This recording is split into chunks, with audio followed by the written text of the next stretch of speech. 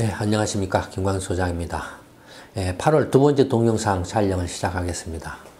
8월 두 번째 동영상 주제는 유럽 은행권 부실 문제에 관한 겁니다.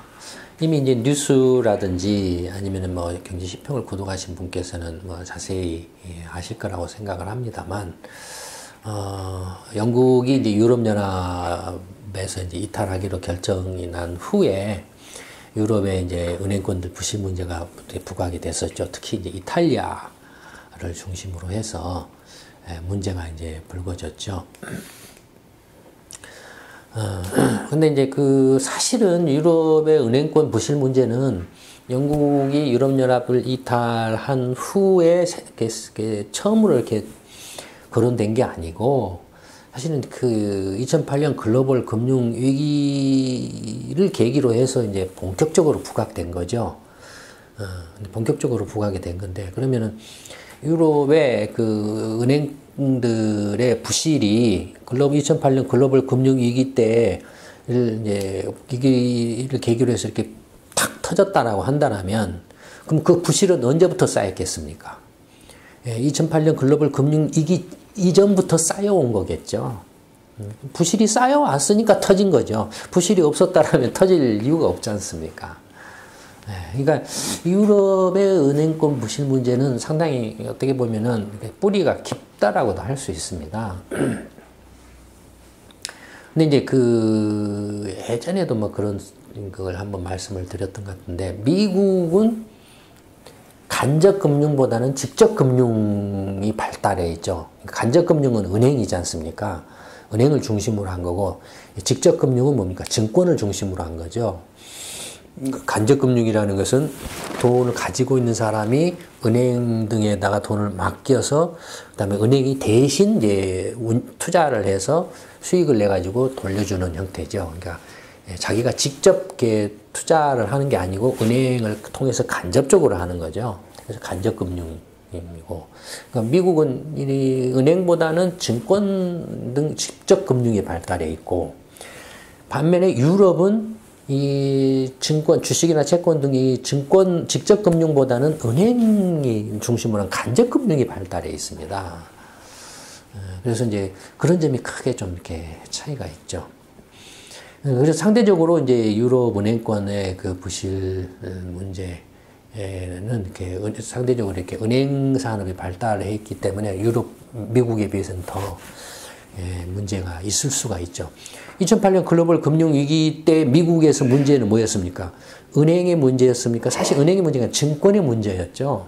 리만 브라더스라든지 메릴 린치라든지 다 증권의 문제였죠. 그런 증권들을 은행들이 지주회사 형태로 안고 있었던 거죠.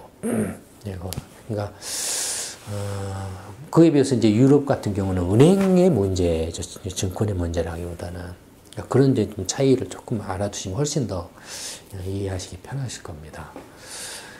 이제 유럽 은행권의 부실은 근데 무수익 자산이라고 하는데 non-performing loan, 그러니까 이제 이자를 돈을 대출을 해줬는데 이자를 못 내요. 대출을 받은 사람이. 그런 걸 이제 은행 입장에서는 무수익 자산이라고 합니다. 근데 그 무수익 자산 규모는 대략 얼마 된 2015년 말 현재는 1조 유로에 달합니다. 1조 유로면은 한국으로 치면은 한 1,200~300조에 달하죠. 한 200~300조, 1,300~400조 정도 될까요? 환율을 이제 어떻게 계산하느냐에 따라서 이렇게 달았는데, 그 중에 이제 1조 유로인데 이 중에 연체 자산이 한 6천억 유로 정도고, 고정 이하가 한 4천억 유로입니다. 연체 자산이라는 건 뭐냐면은, 이제 영어로 하면 딜링퀀시인가요? 그 다음에 또는 포베어런스, 이런 자산인데, 3개월 정도 이내에서 이자를 못 내고 있는 거, 원금이나 이자 상환을 이렇게 못 하고 있는 거. 이게 이제 연체 자산이고, 30일 이상, 90일 이하, 이 정도죠. 그러니까 한 달에서 3개월 정도까지 이자나 원금을 제대로 이렇게 상환하지 못하는 경우가 연체 자산으로 분류되고, 고정 이하라는 건 뭡니까, 이제. 거의 이제 내가 1억 원을 대출해 줬다면 1억 원 전부 다, 또는 이자까지 다 못한다는 것이 확실한 채권들이죠. 예를 들어서 이제 이자는 포기를 해야 한다든지, 아니면 이제 원금 1억 원 중에서 한 2천만 원은 이제 포기를 해야 되는데 경매에 붙인다든지 뭐 한다든지 해서 손실 나는 거. 그러니까 1억 원 100%다 날아가는 경우도 있고, 이것은 완전히 이제 그러니까 고정 이하에는 이렇게 뭐 회수 의문이라든지 추정 손실이라든지 이렇게 또 단계가 이렇게 세부적으로 있거든요. 그래서 완전히 회수 불능한 경우는 이제 뭐 1억 원 다 날아가는 거고, 그러니까 고정 이하는 원금이나 이자를 손해를 보고 이렇게 이제 처분을 해야 되는 그런 이제 대출 자산을 말하죠. 뭐 이렇게 그러니까 부실 자산이라고 하면 이제 두 개를 다 합쳐서 이제 그러니까 무수익 자산 내지는 부실 자산, 부실 채권 이렇게 하면 두 개를 다 합쳐서 이렇게 말하죠. 그 고정 이하가 한 4천억 유로 정도 있다 이겁니다. 그럼 유로 이제 총 유로권이죠. 유럽 연합은 28개고 유로권은 19개지 않습니까? 그러니까 요건 지금 이제 유로권을 말씀드리는 겁니다. 유럽 연합을 말씀드리는 게 아니고 유로권입니다. 19개 회원국을 갖는 유로화를 쓰는 국가들. 그래서 유로권의 전체 은행들의 총 자산 대비 이 무수익 자산 1조 유로니까 비율을 치면은 한 5.6%죠. 그러면은 유로권의 전체 총 자산은 한 20조 유로 정도가 넘겠죠. 5.6%니까. 그렇죠. 그럼 한 뭐 20조 유로 가까이, 그러니까 20조 유로 전후 정도 되겠죠. 그 다음에 이제 대형은행, 이 중에서도 이제 대형은행의 무수익 자산 비율은 4.4%. 그러니까 이제 유로권에 은행되는 대형은행도 있고 중형은행도 있고 소형은행도 있고 한데 대형은행의 무수익 자산 비율은 상대적으로 적죠. 그 다음에 이제 특히 이제 유로권 중에서도 은행권 부실 문제가 심각한 나라는 이 4개 나라입니다. 그리스, 이탈리아, 포르투갈, 아일랜드. 다 어떤 나라입니까? 구제금융을 받았거나 지금 재정위기에 빠져서 이렇게 채무가 많은 나라들이죠. 그런 나라들이 지금 문제입니다.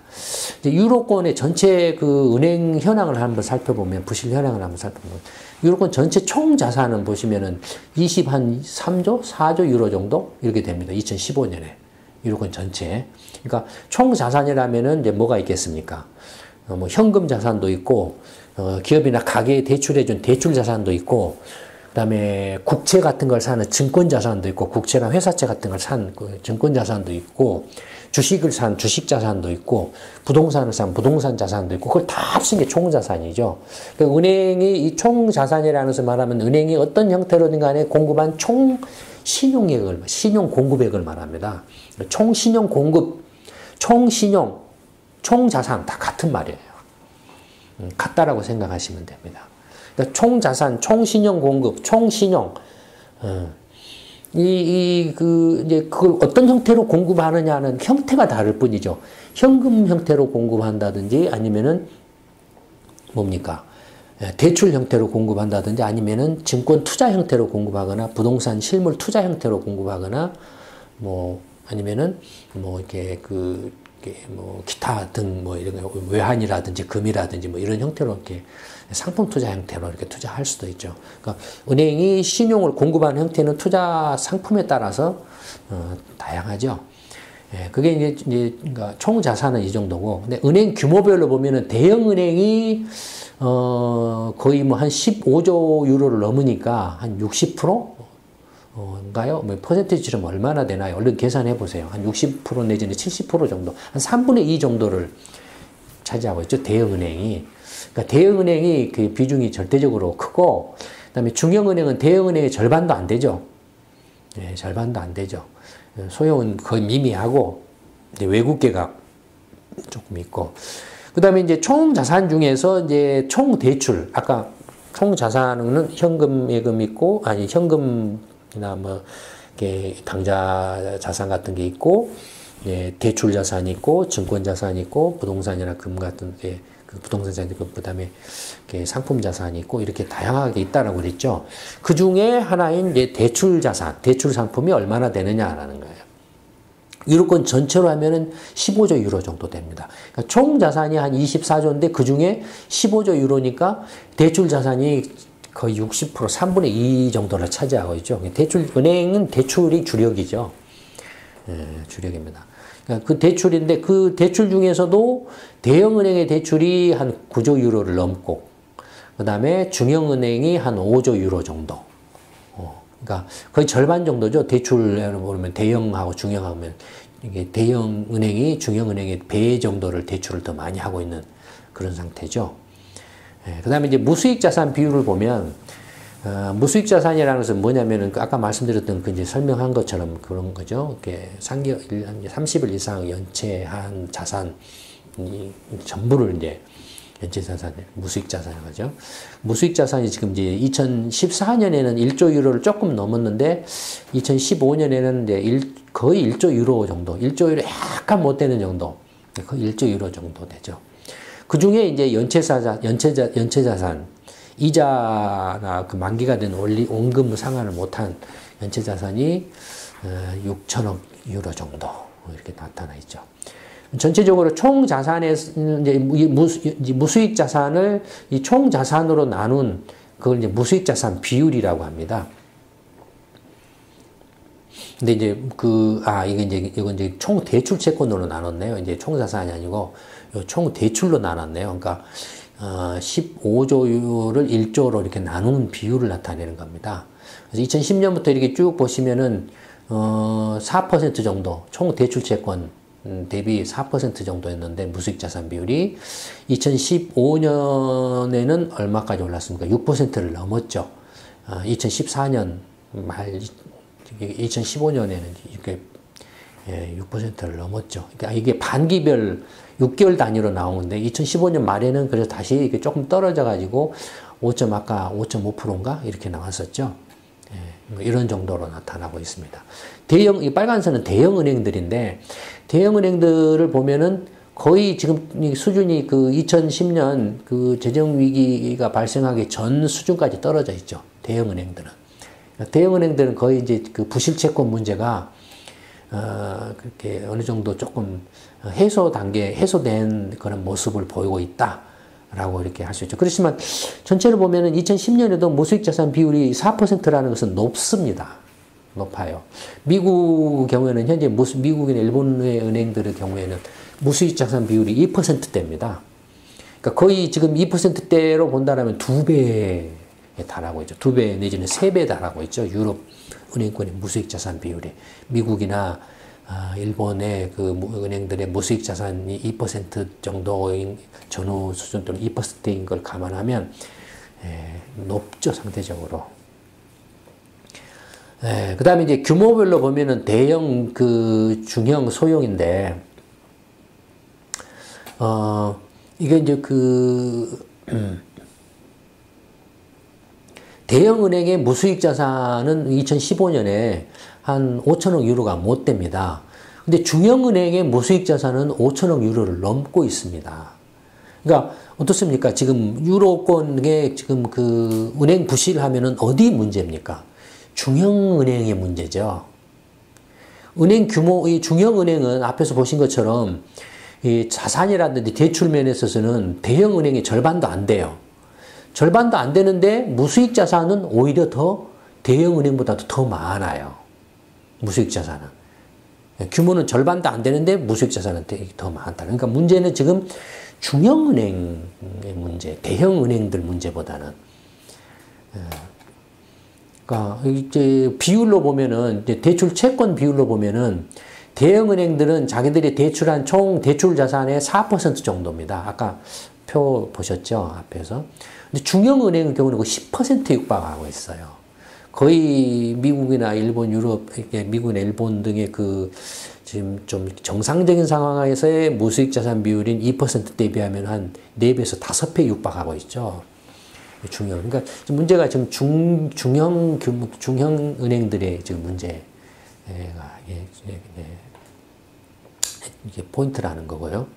그 다음에 이제 대상별로 보면은 무슨 얘기, 무수익 자산이 발생하는 그 대상별로 보면은 기업에게 대출은 기업 대출이 무수익 자산이 지금 6천억 유로가 넘고 전체 1조 유로 정도 된다고 그랬잖아요. 유로권 전체. 근데 기업들이 그 이자나 원금을 못 갚아서 발생한 무수익 자산이 6천억 유로 정도 되고, 그 다음에 가게가 가계가 지금 이제 못 갚은 게 한 3천억 유로 정도 되고, 그러니까 기업이 배 정도 되죠, 가계보다. 가계 대출이 이제 지금 연체되고 있거나 이렇게 회수가 안 되는 그런 것이 이제 3천억 유로, 뭐 그다음에 그 기업 대출이 이제 6천억 유로 이렇게 되고 있습니다. 그다음에 이제 그 대손율이라는 것은 아까 이제 말씀드렸던 그 연체 자산하고 연체 자산이 아닌 뭡니까? 고정 이하 이제 손실 처리를 해야 되는 것. 그러니까 은행 그 회계 장부상에서 이제 손실 처리해가지고 떨어내야 되는 것. 이게 이제 대손 처리입니다. 대손 상각이거든요. 떨어내야 되는 건데 그 대손율을 보면은 지금 이제 전체 그 무수익 자산 대형은행의 경우에는 거의 60% 가까이가 지금 이제 손실을 떨어내야 된다. 그러니까 4천억 이제 무수익 자산이 대형은행이 되게 이제 4%고 얼마입니까? 한 5천억 유로가 좀 못 되죠. 그러니까 5천억 유로라고 보고 그 중에 60%를 손실 처리를 해야 되는 거예요. 일단 그러면은 5천억 유로 곱하기 60% 하면은 한 얼마입니까? 3천억 유로 정도를 손실 처리를 해야 되는 거예요. 일단 손실 처리를 해야 되는 거죠. 네, 물론 이제 대손 상각률이 또 이제 거기에 그 적용이 되죠. 그러니까 3천억 유로까지는 안 가고, 왜냐하면 경매 처분에서 이제 회수되는 것도 있으니까.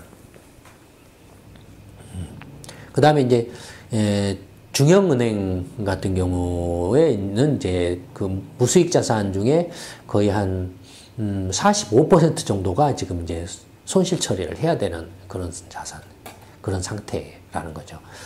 그러니까 그 규모는 이제 무수익 자산 규모는 중형은행이 더 크고, 그러니까 상대적으로 지금 그 뭡니까 중형은행하고 대형은행 보면은 뭐라고 해야 되나, 연체 자산 비율도 이렇게 상당히 이렇게 중형은행의 경우에는 많다라는 거죠. 그러니까 중형은행의 연체 자산이 크다라는 건 뭡니까?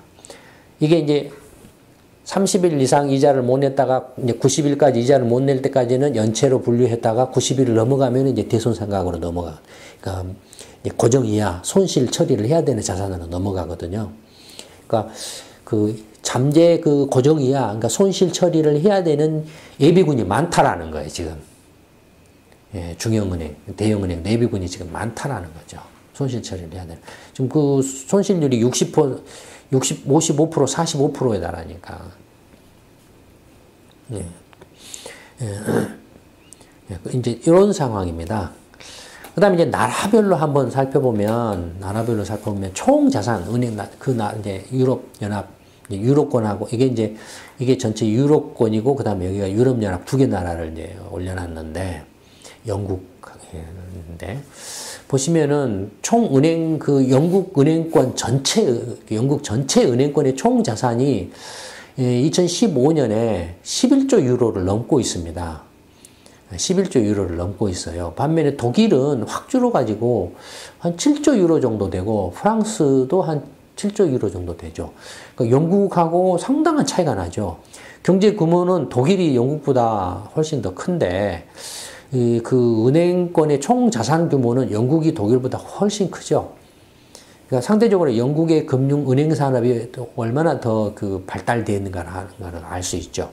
그러니까 영국이 이제 브렉시트로 유럽연합에서 이탈하게 되면 요만큼 이렇게 그 시장을 이제 독일이나 프랑스가 이렇게 유럽권 국가들이 가져올 가능성이 있다 이거예요.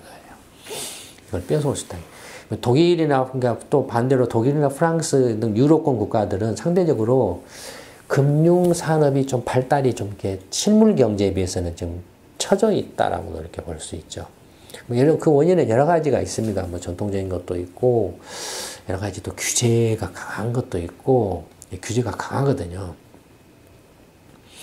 그 다음에 또 이제 뭐, 금융보다는 어떤 실물 사업을 또 중시하는 뭐 이런 것들도 있고, 뭐 여러 가지가 이제 작용을 해서 이렇게 차이가 나는데, 어쨌든 총 자산은 이런 게 그 독일, 프랑스, 스페인, 이탈리아, 네덜란드 경제 규모에 비례하죠. 경제 규모에 비례합니다. 총 대출은 이제 마찬가지로 영국이 가장 크고, 그래서 한 뭐 6조 유로 가까이 되고, 독일이 4조 유로, 프랑스도 한 4조 유로 가까이, 그다음에 스페인, 이탈리아, 네덜란드 이렇게 되고 있습니다. 그다음에 이제 무수익 자산으로 보면 무수익 자산 규모로 보면 가장 이렇게 많은 나라가 이탈리아입니다.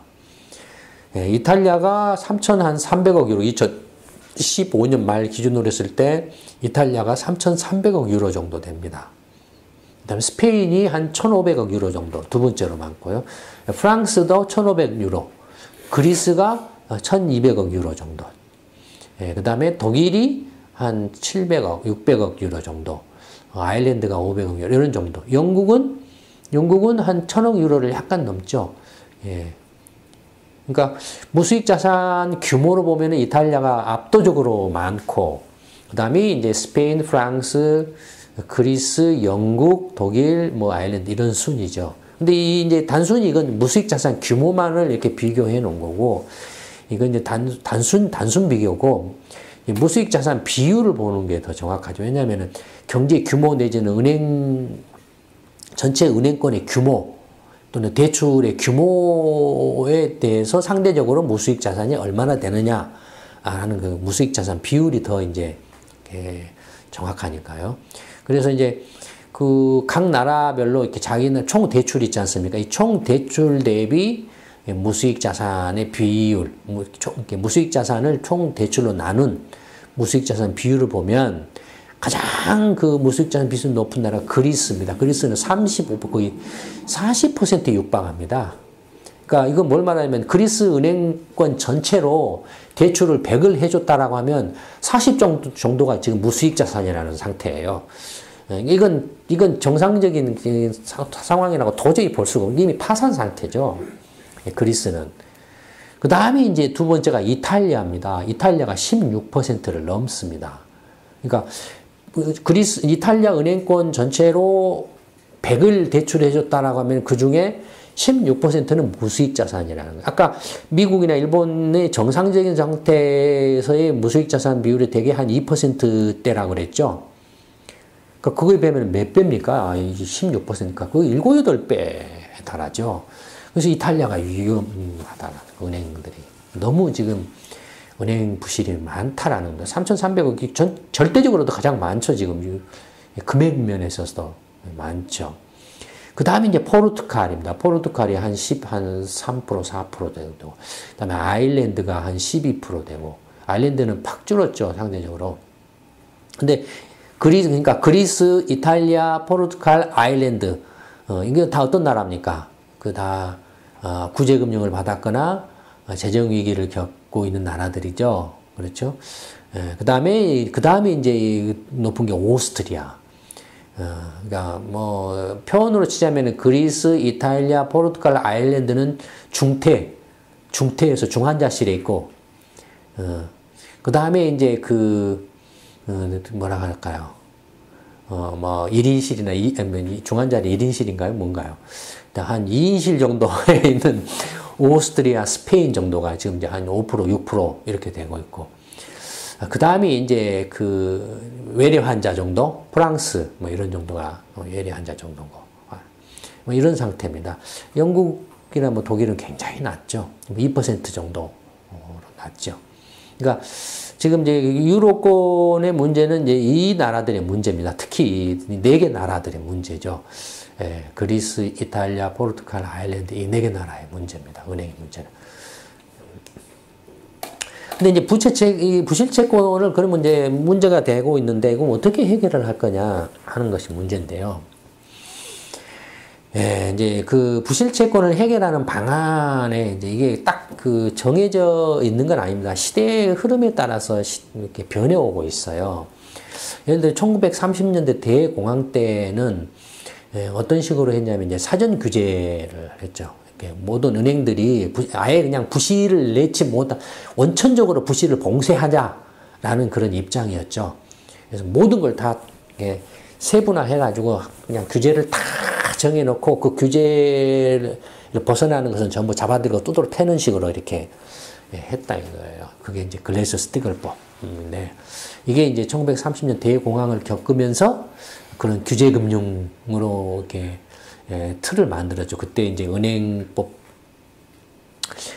그게 뭐십니까? 그 은행법도 제정을 하고 그때 은행법을 만들어요. 미국이. 은행법도 제정을 증권 그 SEC 증권거래위원회도 만들고 예금보험공사도 만들고 그다음에 그 FDIC 예금보험공사죠. 그다음에 이제 한 5년 후에 그 페니메이나 프레디맥 같은 주택금융공사도 만들고 이렇게 이제 서민금융을 강화하고 이렇게 은행에 좀 이렇게 규제 어떤 기능을 보완해주는 그런 부실을 억제하는 데 좀 기여할 수 있는 그런 제도적인 정비를 하죠. 예, 그런데 이때는 그러니까 사전 규제이기 때문에 아예 처음부터 부실을 원천적으로 낼 수 없도록 봉쇄를 하는 그런 전략이었죠. 예, 그러다 보니까 그래서 이제 그런 과정에서 부실이 발생하면 어떻게 되겠습니까? 예, 공적 자금을 넣어가지고 이제 은행들을 구제를 하는, 그러니까 공적 자금을 통해서 구제를 하는 거였습니다.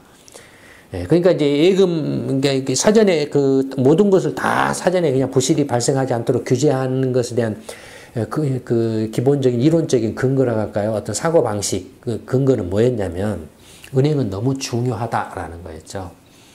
그 경제가 정상적으로 작동하는 데서 은행이라는 게, 금융이라는 게 너무 중요하기 때문에 은행에서 문제가 일어나면 절대로 안 돼. 그러니까 절대로 문제가 안 일어나도록 사전에 그냥 꼭꼭 그냥 묶어가지고 못된 짓거리나 부실이 날 수 없도록 만들자라는 거였어요. 근데 그래서 이제 그런데도 불구하고 부실이 나면은 이제 세금을 투입을 해서 그걸 구제를 해주는 그런 방식을 베일아웃이라고 합니다. 공적 자금을 투입을 해가지고 구제를 해주는 것. 그래서 베일아웃이라고 합니다. 근데 이 베일아웃을 할 경우에는 이제 그 주주들만 다 책임을 뒤집었어요. 그런데 이제 은행에 이제 주식을 산 주주들은 그 주식을 이제 정부가 부실 은행에 공적 자금을 투입을 하면 그 은행 주식 지분을 100% 다 감자를 해버려요. 100% 내지는 90% 거의 대부분 감자를 해버려요. 그럼 주주들은 다 알거지가 되는 거죠. 대신에 이제 예금자들은 다 보호를 해주죠. 예금을 다 보호를 해주죠. 예금자나 채권자들은 보호를 해주는 그런 이제 구조였습니다. 그런데 이제 그런 것들이 점점 약화되고 완화되고 막 이제 자유화되고 해서 바뀌는 게 이제 1999년에 이제 사전 규제 방식을 이제 사후 관리 방식으로 바꿉니다. 그러니까 부실을 원천적으로 봉쇄하는 차원이 아니라 이제는 사후적으로 이제 그런 부실이 발생한 이제 금융기관 은행들이나 거대해지고 은행들의 이 금융 기법이나 노하우가 어마어마하게 고도화되고 전문화됐다. 그러니까 너무나 전문화되고 고도화돼 가지고 위험을 스스로 이렇게 부실이 발생하지 않도록 관리하는 능력이 정부가 규제를 해서 이렇게 통해서 관리하는 것보다 훨씬 더 앞서갔다. 이게 전제였어요.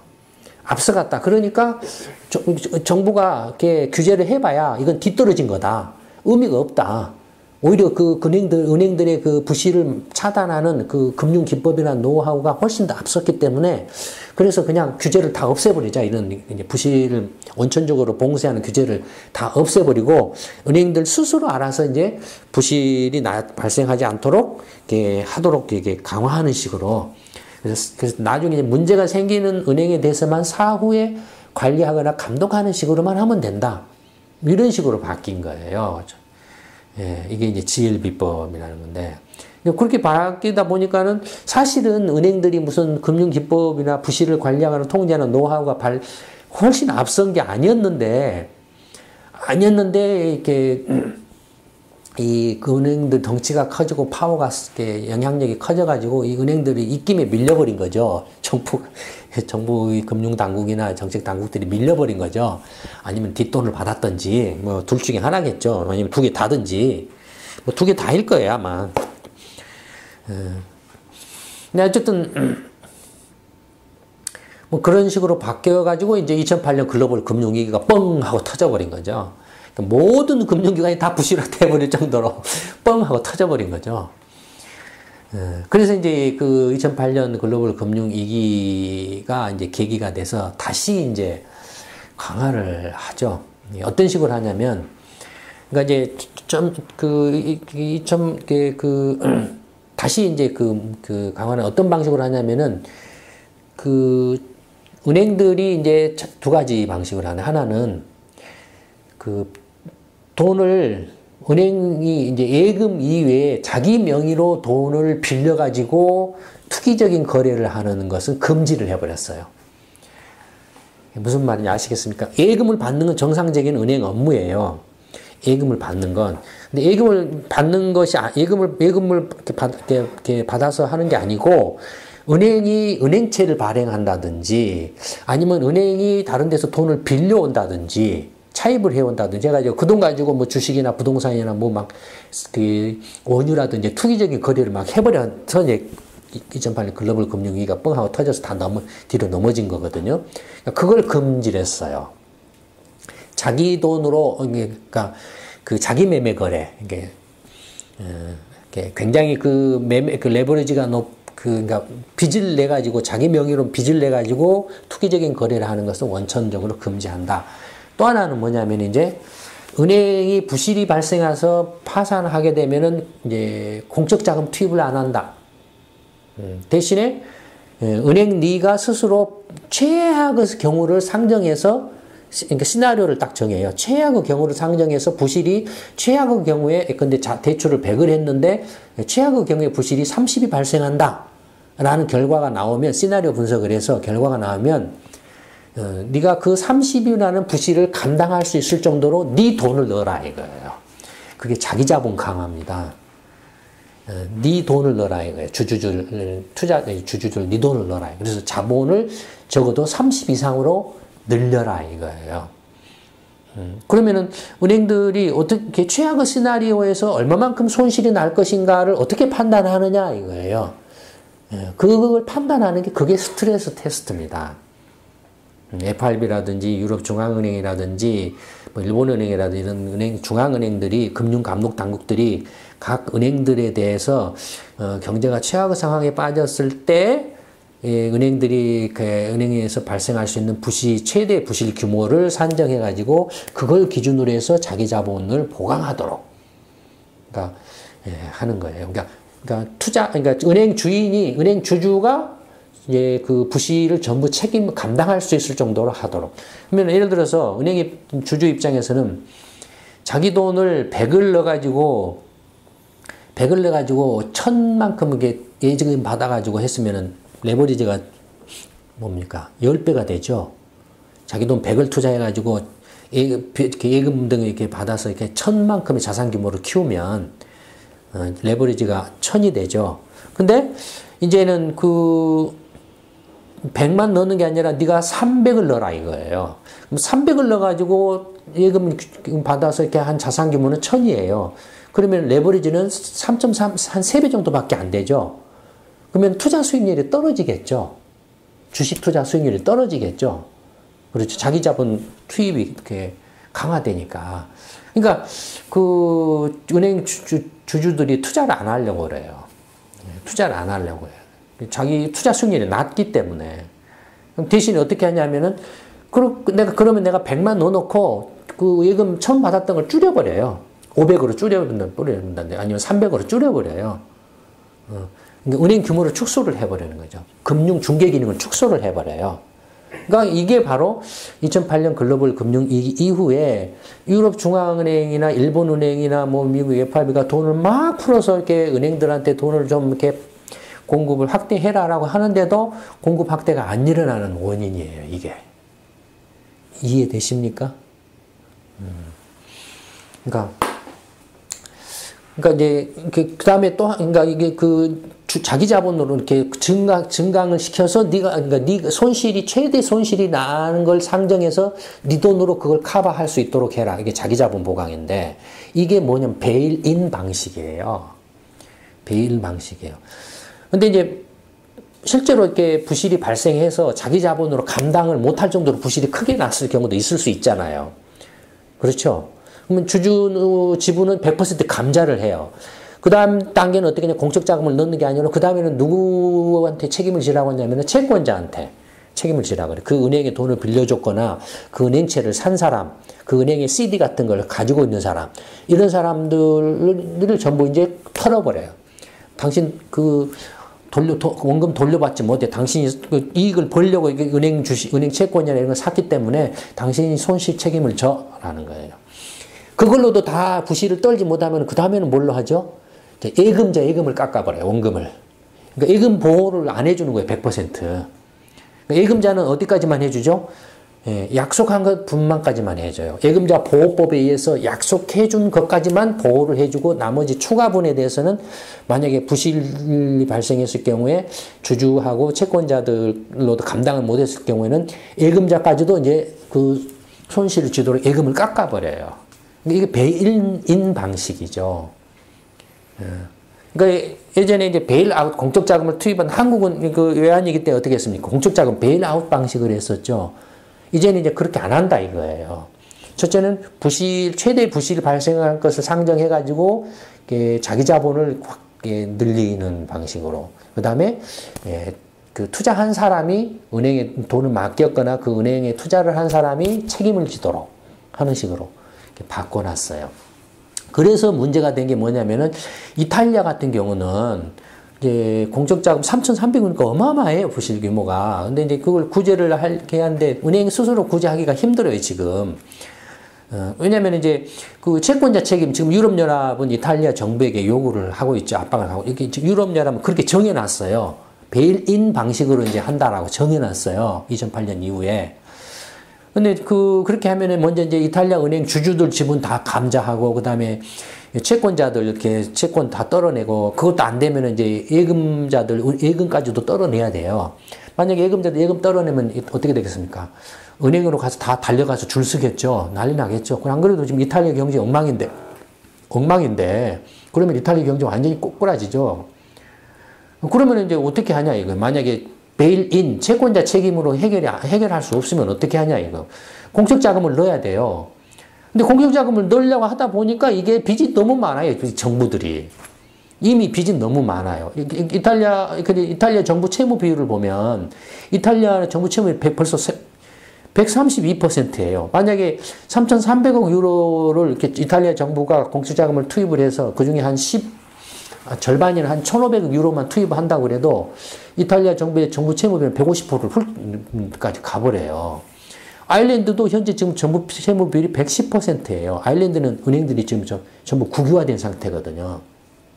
그리스는 173%, 포르투갈은 125%. 그러니까 공적자금을 투입하고 싶어도 투입할 수 없는 상황이에요. 지금 이러지도 못하고 저러지도 못하고 붕 떠 있는 상태예요. 유럽연합은 채권자들한테 책임을 지도록 해라. 근데 지금 그리스는 어땠습니까? 은행 그 런이 이미 일어났었죠. 작년인가 재작년에 일어났었죠. 그 치프라스인가 뭔가 이렇게 재협상한다 이렇게 또 이렇게 사기쳐가지고 그래서 한바탕 소동 났을 때 막 은행 가서 이렇게 인출 그래서 정지하고 막 하고 난리 났었잖아요. 유럽연합 뭐 탈퇴 한 해 만에 뭐 이런 말 그렉시트 말 나오고 막 작년에 그러니까 재작년에 시끄러웠었잖아요. 2014년부터. 그러니까 그런 지금 그리스 같은 경우는 현재도 돈을 마음대로 못 빼가요. 예금자들이 현재도 빼고 싶어도 정부가 지금도 그리스 정부가 지금 통제를 하고 있어가지고 돈 빼가고 거들라니까 은행들이. 그러니까 지금 이러지도 못하고 저러지도 못하고 지금 이제 그 해법을 찾아야 돼요. 이 부실을 정의할 수 있는 해법을 찾아야 돼요.